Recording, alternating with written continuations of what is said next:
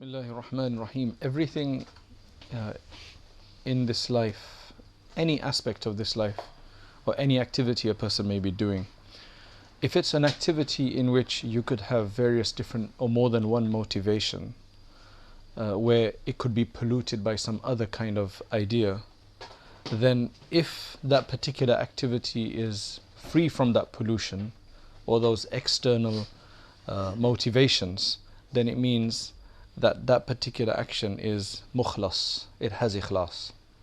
That's essentially you can say, the literal or technical definition in a sense.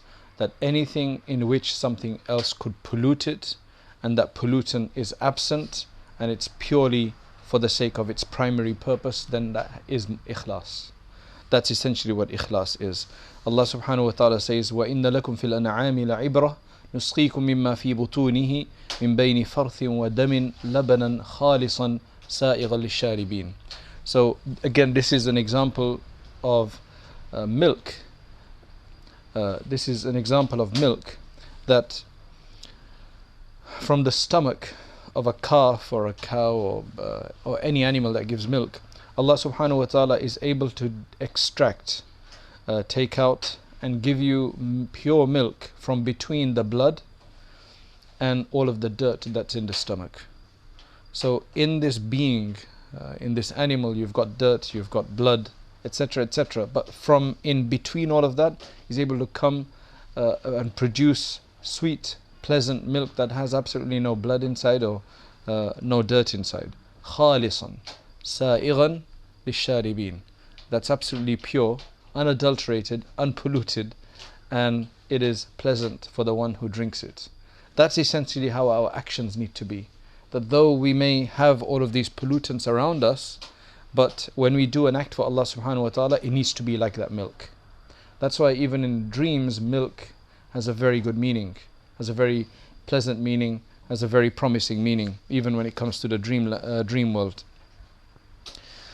So that is what you call pure milk, that doesn't have any of these other pollutants within it. If anything does have a pollutant, then it means that you are doing what you literally will call ishrak. Ishrak, shirk, all comes from the same term of sheen, ra, kaf. A lot of these banking, so-called Islamic banking organizations, institutions, they provide you a musharaka product. Musharaka, it means to share. Right, so shirk means to share, to have a partner in something. So essentially the bank owns the property with you and then you're trying to pay it off, and that's why you have a diminishing musharaka or partnership. So that's where you get this word from. So likewise, when it comes to activities of the deen, the same kind of thing. Do you have shirk in your actions? So generally we attribute the word shirk to partnering somebody with Allah subhanahu wa ta'ala, ascribing a partner, consigning a partner to Allah subhanahu wa ta'ala, and for us to say that Allah has somebody or the other with him in whatever we're doing. However, the word itself is obviously very general. It's about having any kind of pollution. That's essentially the idea. Now the thing is that when you have pollution in anything, sometimes to find out if something is pure, you can apparently tell if it's pure or not. Like it's pure enough. However, if you take milk for example, you can tell if there's something else in there because the color, it would become discolored. The taste would change, the look would change, and so on and so forth. But sometimes you may have bacteria in that milk. So it looks like milk, it looks pure, but you can't tell. It's got some bacteria which is dangerous for you, which is bad for you, detrimental for you, it's harmful. So in that case, that is hidden pollution, right? That is hidden pollution, that's khafi. So likewise, shirk or pollution, if we call it pollution, translate shirk as pollution, it has different stages. Some is clear pollution and some is hidden pollution, concealed pollution, crypto pollution, however you want to define it. Generally, when it comes to deeds, the biggest factor is that you're not going to, in your deed, whatever that religious deed is that you're doing, you're generally not going to add some clear shirk in there, like start worshipping other than Allah. That's like clear shirk. Generally what it's going to be is going to be a problem with your intention. It's going to be a problem with our objective, what we want to gain from that action. So that is where niyyah comes into play here.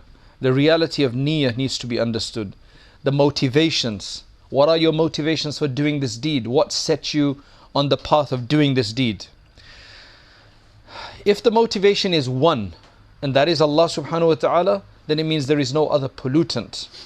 That niyyah is conducive to that action. That is what the action needs for it to be a living action in the sight of Allah subhanahu wa ta'ala. The niyyah from Allah or for Allah. But if there is anything that is generally added to that, then there's going to be pollution. That's essentially the idea here. Now, for most people, if you're doing something purely for the sake of somebody else, then that is clearly shirk. That is clearly polluted. That is clearly not a mukhlis action. That is clear, no doubt. Having something done for the sake of Allah only seems to be clear, but that is where it's really difficult. How do you tell? For example, in milk, how do you know that there's only good bacteria in there? You need to really have special instruments to do that with. It's a very difficult process. You can tell if it's discolored. You can tell if it's got a mixture, generally speaking. Many people can't even tell that, as they do in third world countries where they were making milk from some totally foreign product. But in this case, to have something as simple as bacteria in there, how do you tell where the pollutant is? You're going to need some very special knowledge about this, special knowledge. And this is what this seems to be speaking about. For example, the most confusing aspect about this whole thing is that when many of us do good deeds, we have sometimes an additional reason for doing them, additional motivation for doing them. Just something that motivates us to maybe do it, that is not purely for the sake of Allah. Now you might be thinking, no, we don't do that. But this is why it's so difficult to determine whether it's pure or it has a slight pollution. That is what we're going to look at. So for example, let's take all of these examples, and from this we should be able to understand our own examples. A person fasts. A person fasts so that he can also benefit from the research that shows that if you fast for 2 days a week, then it keeps you healthier. I'm getting fat, I've got health issues, I've got this issue, that issue, doctors told me to eat less, I know I should eat less, so let me start fasting. Now, does that sound like you're polluting your fast? At the end of the day, we're going to fast for Allah subhanahu wa ta'ala. But then we have this additional benefit in our mind, that it's also going to help me lose weight. It's also going to help me eat less. It's also going to help me abstain from this, that and the other that I shouldn't be doing in the daytime. Do you understand? So, you have qasdut taqarrub. Taqarrub means to the closeness to Allah. Qasd means intention. You have the intention of closeness to Allah, but you also have this. For example, somebody has wants to do Hajj. So he goes for Hajj, pious intention, but also so that he can maybe, because he sits at home all the time and he's lazy, going for Hajj helps him to move around as well, makes him active, so that maybe inshallah he'll feel a bit better. He's feeling a bit miserable at home, so he wants to go for Hajj, meet people as well, right? Be in the company of people as well. His primary intention is Hajj, right? Primary intention is Hajj, but this is all an additional benefit. Or he goes to Hajj because he wants to avoid some fitna that's taking place in his local masjid. A bad example, but there's some politics going on in his masjid, or in his community, or in their family. There's some massive family feud going on. He just wants to get out of that, so he goes for Hajj, so he can escape that. Or there's an enemy, right? Or there's somebody he owes money to or something like that, and he's constantly on his case, so he goes out for Hajj or Umrah, for example. Or he wants to just take his family out on an outing, for a trip. So he thinks the best place is to go for Hajj with that. Now, how do you make it khalis for Allah subhanahu wa ta'ala? Or he's just busy at work and just tension, depressed, there's a lot of problems. Okay, let me go and clear my mind in Hajj. Allahu Akbar. Or a person decides to go, this is when there's a jihad or something, decides to go and take part in the training and so on and so forth, so that they can become fitter. Right? So the whole purpose is to get healthy, get a free workout, free training. Or a person stays awake at night, a person prays at night, tahajjud prayer, and the whole point of it is because he is in a place where he has to look after, he is in a dangerous place, he's maybe traveling, he's in a dangerous place, so he has to stay up and make sure that nobody takes their luggage or attacks them or anything of that nature. He has to stay awake anyway, so his excuse, one motivation for praying his tahajjud is so that it can keep him awake. Now these all seem very innocent to us. All of these seem very innocent, and this is some stuff that we would do. The person studies knowledge because he sees that, mashallah, ulama make a lot of money. Right? You know, he must be some place where, mashallah, ulama make a lot of money. So he reckons that I should go and do a 2-3 year course, so that will make it easy for me. I am unsuccessful in every other way that I do business. Maybe this way it will help me.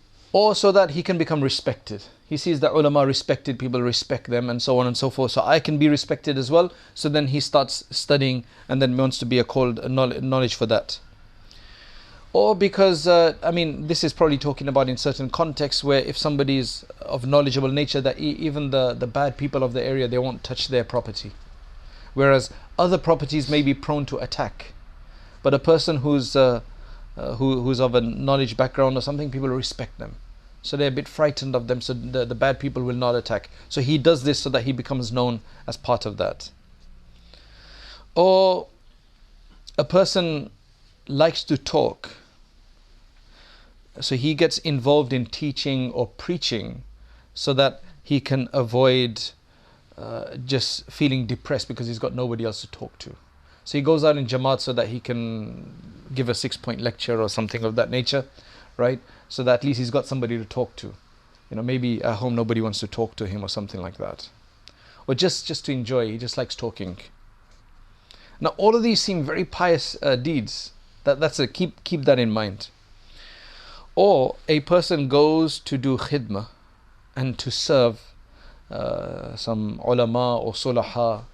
You know, for example, if there's a tablighi jamaat or something like that, is people who go to do khidmat of the akabir that have come, or any of the ulama that come to go and do khidmah of this, just so that he will also gain respect by that association, so people will respect him. And a lot of people do this. They say they are the khadim of Sheikh Tariq Jamil Sahab. Right? He's a khadim of Maulana Tariq Jamil Sahab. He's a khadim of Sheikh Yunus Sahab. You know, there's this concept. So then you get suddenly, because of that association, this is how things work in the world, because of association you get a benefit. Or a person takes on inscribing, writing, scripting a mushaf, a Quran, just so they can practice their calligraphy and keep it up. Another one, somebody decides to go for Hajj, walking, so that their purpose for walking is so they can save money only from the train ticket or plane ticket. You know, somebody living in maybe another city in Saudi Arabia or somewhere where walking is possible with a great difficulty. So with all that difficulty, the only reason is just to save some money. It's not like they don't have, it's not as if they don't have the money, they do have the money, but just to save that money. Or a person does wudu on a hot day just to cool down. Or to because their face and their arm and everything like that is a bit dirty, soiled or whatever, got some dust on it, and decided to do wudu to get rid of it. Or somebody does i'tikaf, they come to 10 days i'tikaf or whatever, right, in the local masjid, because they know they'll be provided free food, everything, you know, less electricity at home, less food, less spending, and so on and so forth. So they go and sit every Ramadan, they go and sit in the masjid for 10 days. Or a person fasts so that they don't have to cook, right? Their fasting reason is, oh man, I can't bother cooking, I can't bother, looking for food, for shopping, this, that and the other, or it's cheaper to fast, right? So for that reason, they fast. Or a person gives sadaqah to a faqir, for a person who's begging, so that you can get them off your back. So they don't keep bothering you. Look, I gave you yesterday, because you can tell them, look, I gave you 2 days ago, so that should work, last a week. Come on, don't bother me for a week now. Here you go, don't bother me for a week. There's nothing wrong with trying to get him off your back. But the whole question is that how pure is your action of giving him the money? That's the question. Another one which is very common, unfortunately this is social for us, social problem for us, to go and visit somebody when they're sick so that they will visit you when you're sick. It's a very common one. To go to their wedding, their walima, etc., so that they will come to yours, or they came to yours so you go to theirs. Whereas it's supposed to be sunnah to attend a walima, for example. To go to somebody's janazah, just so you could be noticed, so that they will come to your janazah as well. Allahu Akbar, Allahu Akbar. Or to do anything, just so that you could be recognized for it, and then maybe people say good words about you for it. So essentially all of these things are things that we have issues with. So the way to look at all of this, as Imam Ghazali mentions, is that whenever the motivation is purely to gain closeness to Allah subhanahu wa ta'ala and to do this for Allah, if it also has any of these motivations in it, even a slight notion of it, just so that then the action becomes a bit easier for you to do, because motivations is what drives us. If you have a motivation to do something difficult for a reason that is purely for the sake of Allah, you're going to have to really love Allah for you to go and do that act. But what makes it easier for us to do the act is when we have other selfish motivations. It makes that act easier then. That is the benefit, that is the worldly human benefit from these things. Because a human is is driven by his motivation. It just makes life easier. It just makes things easier for you to do. And the person who's, I believe, who's going to be the most affected by this is a person who is a good businessman, who's very smart. They're going to have problems with this. So their smartness is going to be very good for the for the dunya. They're going to be tops in the world. They're going to be always doing, always ahead of the game in the world. But without realizing, they're going to have a problem with these things. And I'm telling you this from personal experience, that this is going to be a problem. Because a person is always going to be scheming. That person's mind works like this, to try to always get more benefit than anybody else in something that you do. I can do this, I can also benefit like this. It's like hacking, as they call it, right? How do you hack it to get the most benefit out of it? People hack everything. So they're going to be hacking the deen as well. But it's not going to be purely for the sake of Allah. Ya Allah, can you imagine where our actions are good? What do we have any pure actions? That's why the simple-minded who just focus on one thing in terms of the deen, I think they're going to be successful. Unless this smart person really gets smart in a proper way and understands that no, this must be, and that can only come from tawfiq. So if anybody has that additional motivation just to lighten that burden, then they have come out of pure ikhlas. And it's not now 100% for the sake of Allah subhanahu wa ta'ala. Some shirk, some pollution, some bacteria has crept into it. And Allah subhanahu wa ta'ala, now why are we being so strict about this? Because Allah subhanahu wa ta'ala says, أَنَا أَغْنَى الشُّرَكَاءِ عَنِ الشِّرْكِ. I am the most independent and most unneedy, of any partners in their partnership. I am not in any need to be in a partnership, essentially. I am the most above that. So if you want to partner anybody with me, you're doing it wrong, because I don't need a partner. I'm more than enough. Any worldly motivation away from Allah, towards which the heart will incline, whether it be a small amount or a large amount, then it will pollute that action. It's as simple as that. It will pollute that action. And this is the problem with the human being. Imam Ghazali is saying that the insan is shackled by his own desires. We're shackled by our own selfishness, our own selfish motivations. We are immersed in our desires. Very few people who will have worship that is purely for the sake of Allah subhanahu wa ta'ala, and that have nothing else in it. That's why someone has said, he has said, Man salima lahu min umrihi lahdha, Man salima lahu min umrihi lahdha wahida khalisa liwajhillah naja.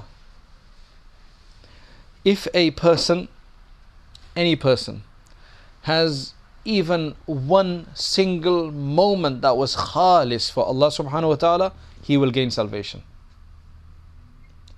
That's how powerful ikhlas is, because it is so difficult to come by. Do you understand?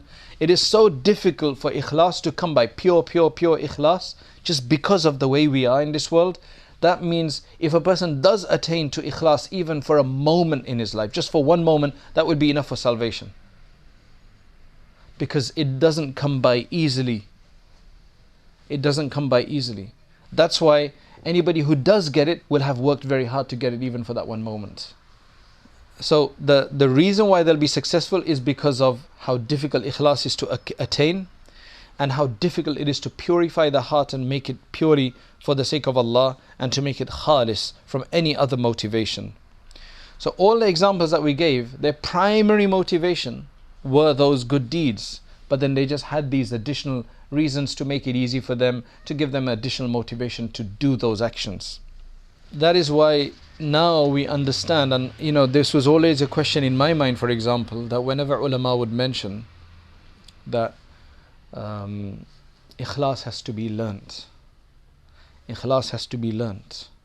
Ikhlas you can only learn in the company of people who have ikhlas. Ikhlas can only be learnt by benefiting of this nature. Ikhlas takes a very long time to learn.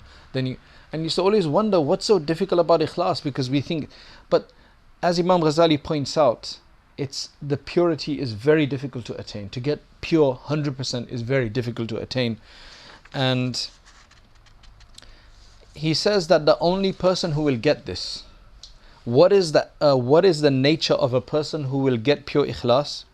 It is the person who has totally freed himself and his mind, that any motivation that he has is purely for the sake of Allah. This can only be imagined in a person who loves Allah subhanahu wa ta'ala. He's just absolutely in love with Allah subhanahu wa ta'ala, and his entire focus of his life is the akhirah. He's like just totally intoxicated by the idea of the hereafter only, right? To such a degree that he has absolutely no love of the world left. For him, sand and gold is the same. It just doesn't stay in his heart. The world does not have any place in his heart. He doesn't even like to eat or drink. The only reason he eats or drinks is so that he can fulfill the requirement, the demand of the absolute basic necessity of staying alive. Just, I have to eat because I have to stay alive. So he doesn't like food because it's food, but because it gives him just enough, it gives him the sustenance, the nourishment, the power to worship Allah subhanahu wa ta'ala. And his mindset is such that I wish that I could not have these pangs of hunger.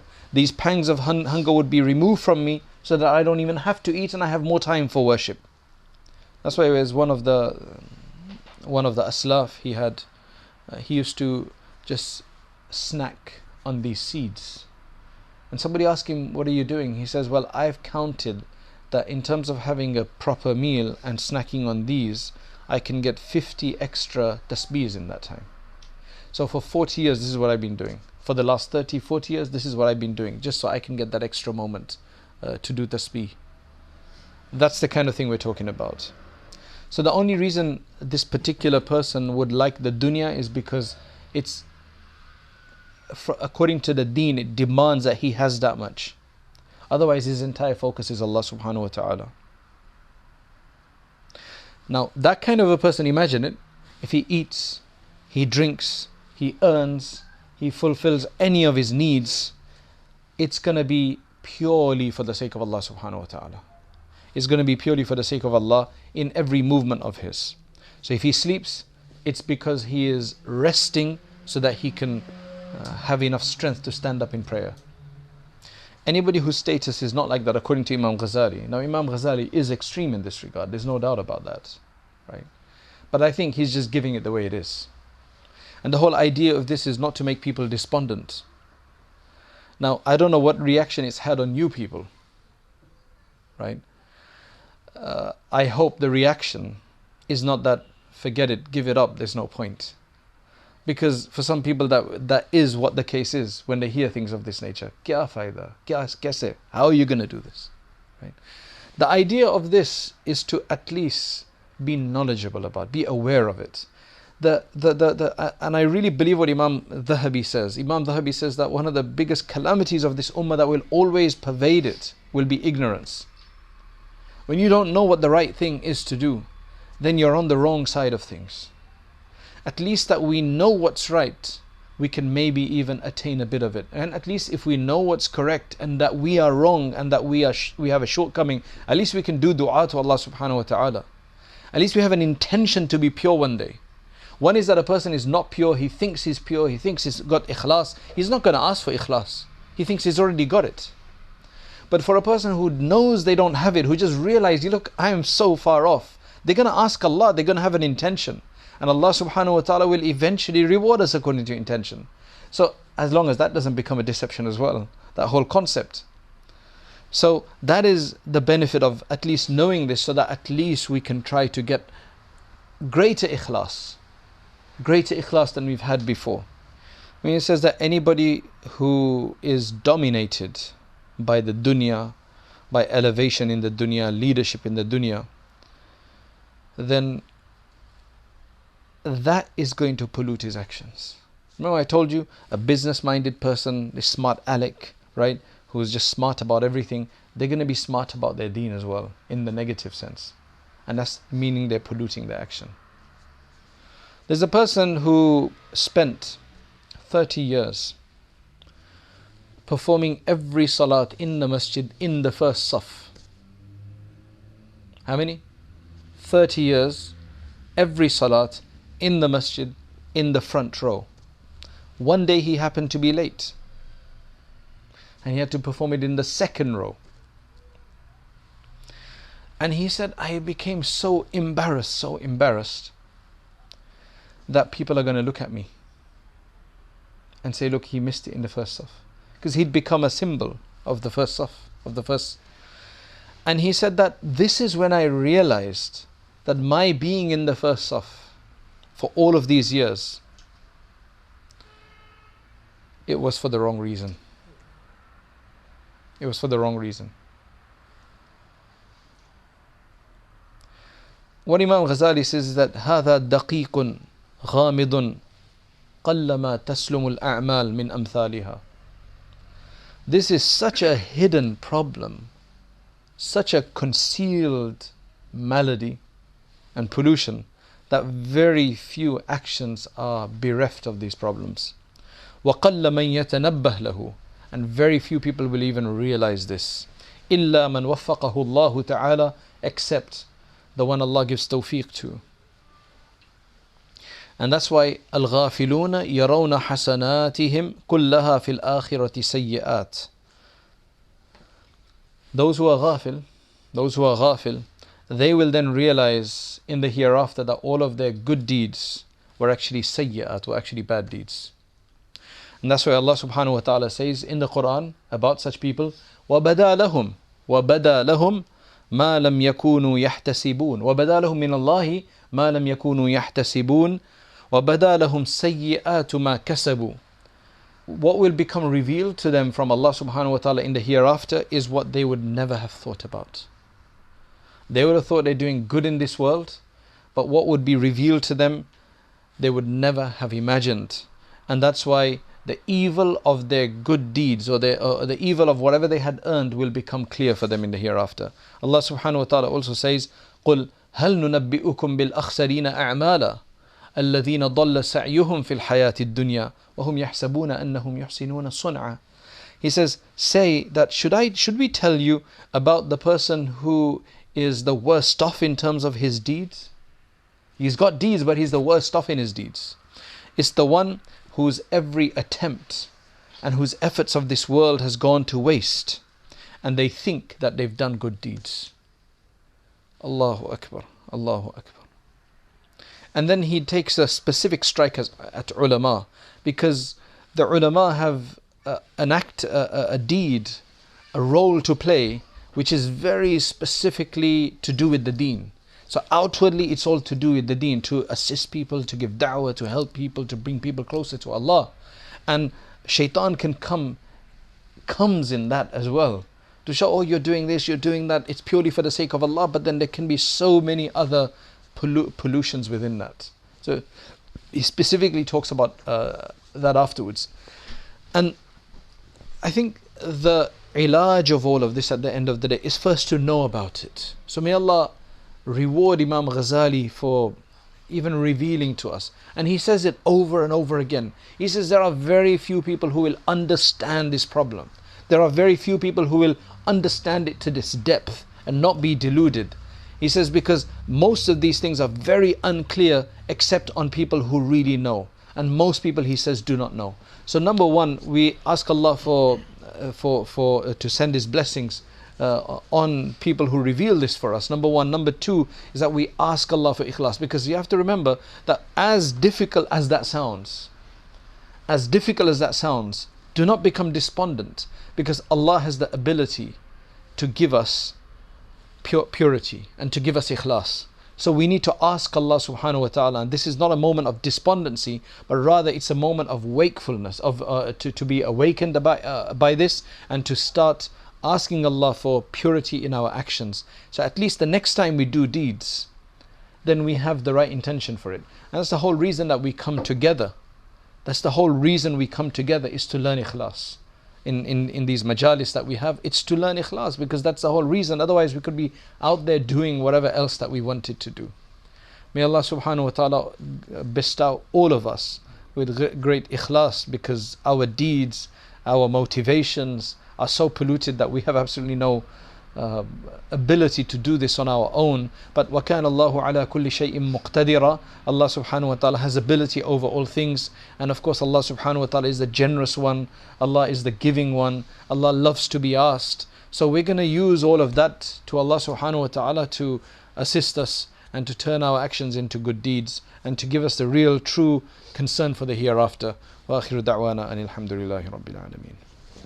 اللهم أنت السلام ومنك السلام تباركت يا ذا الجلال والإكرام. اللهم يا حي يا قيوم برحمتك نستغيث. اللهم يا حنان يا منان لا إله إلا أنت سبحانك إنا كنا من الظالمين. جزا الله عنا محمدا ما هو أهله. جزا الله عنا محمدا ما هو أهله. جزا الله عنا محمدا ما هو أهله. O Allah, we are your feeble, sinful servants. O Allah, we ask you for forgiveness. We ask you for strength and compassion. O Allah, we ask you for your special attention. O Allah, we ask you for your special attention. O Allah, we ask that you forgive us. O Allah, for our sins that we commit, for our excesses, for our shortcomings.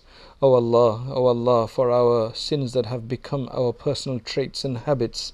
O Allah, that we no longer think of them as sins, they've become incorporated in our life. O Allah, we've lost all sense of embarrassment in front of you. O Allah, we're embarrassed of others, but we're not embarrassed of you anymore. O Allah, forgive us for this excess. O Allah, forgive us for this oversight. Forgive us for this crime, this sin. O Allah, only you we can ask for forgiveness. O Allah, only you can we ask for to assist us with purifying our actions for you. O Allah, have any of our actions been for your sake? O Allah, we ask that you make them for your sake, despite our shortcomings, our pollutions, our selfishness, O Allah, and our scheming, our plotting and our planning. O Allah, our false intelligence that doesn't understand what's the best for you. O Allah, that's the best for us in terms of success with you. O Allah, we ask you for forgiveness, we ask you for protection. O Allah, we ask you to guide us aright. O Allah, we ask you to guide us aright. And O Allah, to make all of our subsequent deeds, those that are pure, for your sake. O Allah, this seems so difficult for us. O Allah, but do not make us despondent of this. O Allah, do not make us lose hope. O Allah, do not make us lose hope. Do not allow us to lose hope. O Allah, because you have ability over all things. O Allah, you have ability over all things. O Allah, you have ability over all things. Today we have discovered that we don't have true ikhlas. Today we have discovered we don't have true ikhlas. O Allah, what will happen if we wake up on the day of judgment and we think we have done good deeds and discover that it's all bad deeds? Where are we going to turn on that day? O Allah, make this gathering a pure gathering. O Allah, make all of our hearts a pure hearts. O Allah, assist us in this regard. O Allah, assist us in this regard. O Allah, shaitan attacks us at every moment to pollute our deeds. Our nafs has become his accomplice. So even if shaitan isn't around, our nafs does his deed. O Allah, we have an enemy within us. O Allah, we have an enemy within us. O Allah, subdue this enemy, rid us of this enemy. O Allah, make this enemy our encouragement rather than our encouragement towards the good, and make us make it nafsun mutma'inna. O Allah, only you can do this. We can only do this through your assistance. O Allah, we can only do this through your assistance. O Allah, grant us your nur in our hearts. O Allah, because we can no longer fight with the shaitan alone. O Allah, we've seen in this world that when children can no longer walk, when children get tired of walking, they ask their parents to pick them up. O Allah, we ask you to pick us up, because shaitan has polluted all of our deeds. O Allah, shaitan has polluted all of our deeds. We ask you for dominance. We ask you for dominance against the shaitan.